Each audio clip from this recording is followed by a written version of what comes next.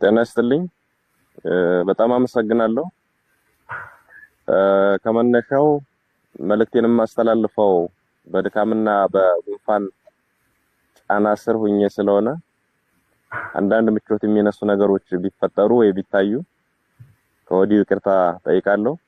እጅግ በጣም አመሰግናለሁ። መልእክቴን በሚከተሉ አኳኋን በጽሁፍ አቀርባለሁ። ለአብሮነት ኢትዮጵያ ጊዜያዊ አስተባባሪ ኮሚቴ በቅድሚያ በዚህ ዝግጅት ላይ ስለጋበዛችሁን በጓዶችና በትግላችን ደጋፊዎች ስም አመሰግናለሁ።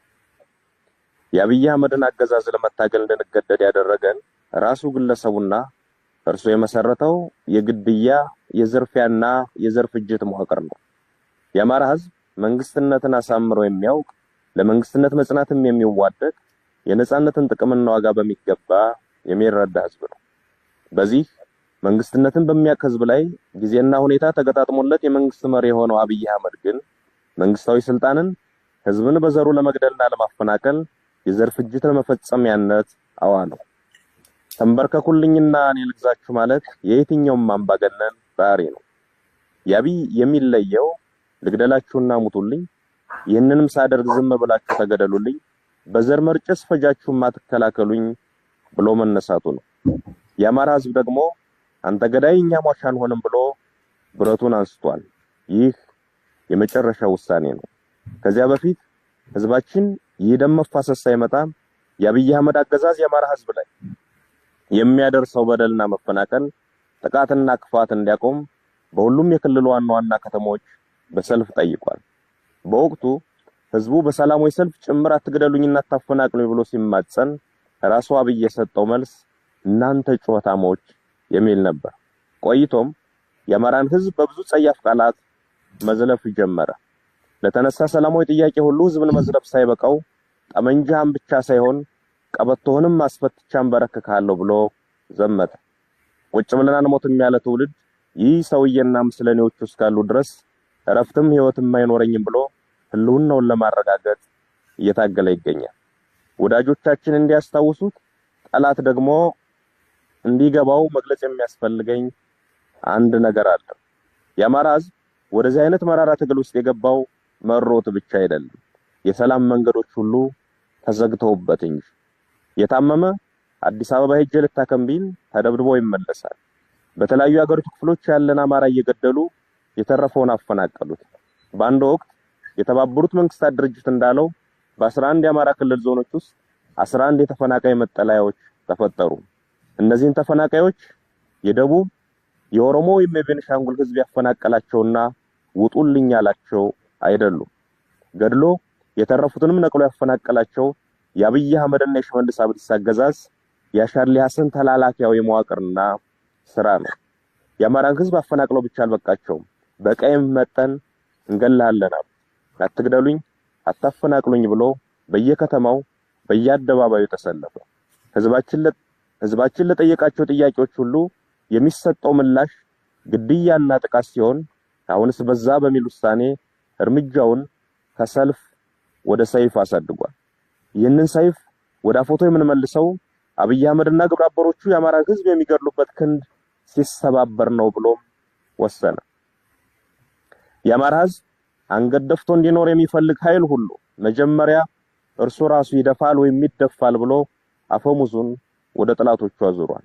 እናም ሰላም ይምጣ የሚለውን አጀንዳ የአማራ ህዝብ ገና ከማለዳው ሲጠይቀው የነበረና ጥቅሜና ፍላጎቴም የሚከበረው በዚህ መንገድ ብቻ ነው ብሎ የሚያምን እንጂ ፈልጎት ወደ ውጊያ የገባ አይደለም።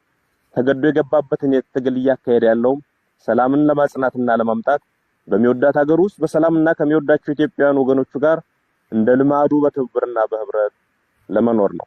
ሰላም ስትራቴጂካዊ ግባችን ነው። የትግላችን ግብም ህልውናችን በዘላቂነት ማረጋገጥና ሰላምን ማምጣት ነው። ሰላም ይምጣ፣ ጦርነት ይብቃ ማለት የጦርነት ጠማቂዎች ገለል ይበሉ፣ የጦር ወንጀለኞች ለፍርድ ይቅረቡ ማለትም ነው። የአማራ ህዝብም ሆነ የመላ ኢትዮጵያውያን ጠላትና በፈረቃም በጅምላም እየገደለ ሰላም የነሳን ሐኪሙም ወዛደሩም ነጋዴውም አርሶ አደሩም ሰርተው እንዳይኖሩ ያደረገው የአብይ አህመድ ገዳይ መንፈስ ነው። ይህ ገዳይ መንፈስ ሰላምን አይፈቅድም። መንግስትነትና መንግስታዊ ስልጣን እጅግ ጥንቃቄ የሚፈልግና ብቃትንም ግድ የሚል ቢሆንም የአብይ ገዳይ መንፈስ ግን መንግስትነቱን ለማሳየት የሚጥረው የመግደል አቅሙን በማስፋትና በማብዛት ነው። መንግስትነት የማህበረሰብን ችግር ለመፍታት ምን ሰራው፣ ምንስ መስራት ይኖርብኛል የሚል መሰረታዊ ጽንሰ ሐሳብን ማዕከል ያደረገ ቢሆንም የአብይ አህመድ ገዳይ መንፈስ ግን ሲያሰላ የሚውለው ስንት እናት ገደሉ፣ ስንት ህፃን አረዱ፣ ስንት ሴት ደፈሩ እያለ ነው። የአገር ልማት አቁሜ በ10 ቢሊዮን ዶላር እዋጋለሁ፣ ሺህ ዓመት እዋጋለሁ ሲል ያልሰማው ኢትዮጵያዊ የለም። ይህ ገዳይ መንፈስ አሁን ወይም የአማራ ህዝብ አስገዳጅ ሁኔታ ውስጥ ገብቶ ትጥቅ ትግል ማድረግ ከጀመረ ጊዜ አንስቶ የመጣ አይደለም። ገና ስልጣን ከያዘበት ሰሞን ጀምሮ ሲናገረው የነበረ ሆኖም በብዙ ተስፈኛ እምነቶች ምክንያት የተሸፈነለት የሚያንቀሸቅሽ ደም የመፍሰስ ግብና ግብር የነበረው ሰው ነው። አብይ አቅም የሌለው አገር መምራት የማይችል ድውይ ሰው መሆኑን ማንኛውም ተራ ኢትዮጵያዊ የተስማማበት ወቅት ላይ እንገኛለን። የአብይ አቅም ህፃን መግደልና ሴትን መድፈር ነው። የአብይ አቅም ቤተ መንግስት ቁጭ ብሎ ከ500 እና 800 ኪሎ ሜትር ላይ ሰው አልባ ድሮን በመተኮስ አራስ መግደል፣ መምህርና ተማሪ መጨፍጨፍ ነው። የአብይ አቅም የድሃ ልጅ እያስገደዱ ወደ ጦር ሜዳ እየላኩ መማገር ነው። አብይ 1 ግራም ፖለቲካዊ ዕውቀትና እንጥፍጣፊ ወታደራዊ ችሎታ የሌለው ሰው መሆኑን ለማወቅ ባለፉት ዓመታት ያካሄዳቸውን ጦርነቶች ኦዲት ማድረግ በቂ ነው። አንድም ጦርነት ያላሸነፈ ብቻ ሳይሆን ደግሞም ማሸነፍ የማይችል አቅመቢስና አገር ጠል ሰው ነው።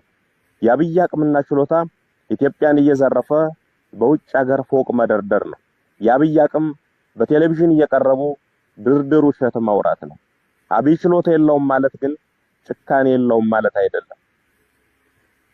ጭካኔውን ልጆቻቸው በወታደሮች እንዲደፈሩ ትዕዛዝ ሲሰጥ የሰሙ እናቶች፣ ወንድሟ አጠገቧ ሲረሽን ያስተዋለች፣ በድሮን ሙሉ ቤተሰቡን ያጣ ቤተዘመድ፣ በመድፍ ቤተክርስቲያኑና መስጂዱ የወደመበት ምዕመን ብቻ ሳይሆን የትኛውም የገጠርና የከተማ ሰው አይቶታል።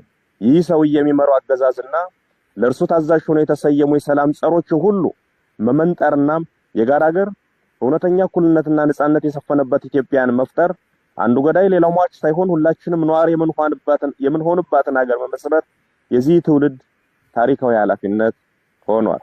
የአማራ ሕዝብ ይህንን ትግል የሚያደርገው ጦርነትን ለማቆምና ሰላምን ለማምጣት እውነተኛ ፍትህ በማስፈን የእልቂትን ምዕራፍ ለመቋጨት ነው። የአብይ አቅም መግደል ነውና የመግደያ በትሮቹን አስጥሎ ህዝብ በሌሊትም በተኛበት ቀንም በዋለበት እገደላለሁ የማይልበትን ሁኔታ ለመፍጠር ነው። በዚህ አገዛዝ ያልተገደለና ያልተበደለ ህዝብ የለም ብለን እናምናለን። ከዚህ በኋላ ባለችው ኢትዮጵያ ውስጥም አንዱ ተንበርካኪ ሌላው አንበርካኪ የሚሆንበት መንገድ መኖር የለበትም ብለንም እናምናለን።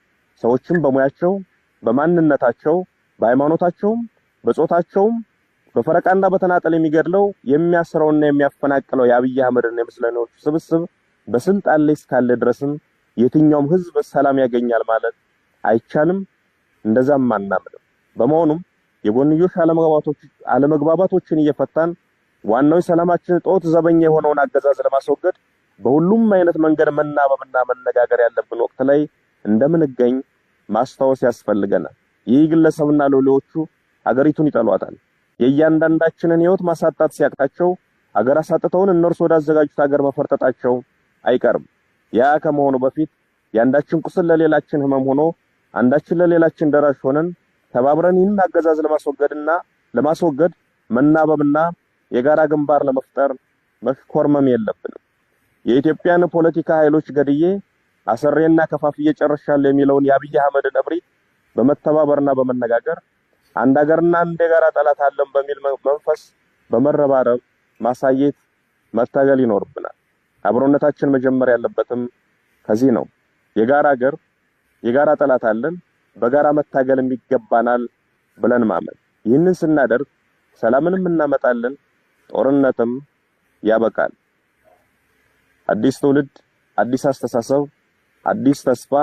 ክፋት ለማንም፣ በጎነት ለሁሉም። አመሰግናለሁ። በጣም እናመሰግናለን።